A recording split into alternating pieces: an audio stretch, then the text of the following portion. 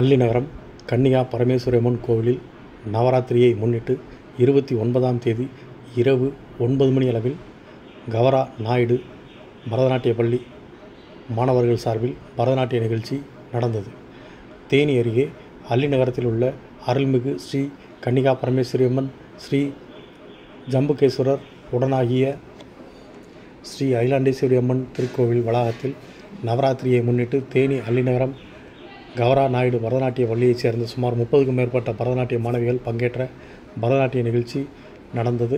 இந்த நிகழ்ச்சிக்கு கவரா நாயுடு சங்க தலைவர் சுப்புராம், செயலாளர் முத்துகிருஷ்ணன், மன்னார்குடி கஜா குழு, தேனியில் செயல்பட்டு வரும் தேனி வாசவி கிளப் தலைவர் சரவணன், செயலாளர் பாலநடராஜன், பொருளாளர் கார்த்திக், வாசவி கிளப் வனிதா தேனி தலைவி ஷர்மிளா விவேக் மற்றும் பரதநாட்டிய பள்ளி ஆசிரியை லதா உள்ளிட்ட ஏராளமானோர் கலந்து கொண்டனர்.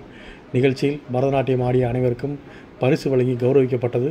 நிகழ்ச்சி ஏற்பாடுகள் அனைத்தும் கோவில் மேலாளர் கார்த்திக் ஏற்பாடுகள் அனைத்தும் சிறப்பாக செய்திருந்தார்.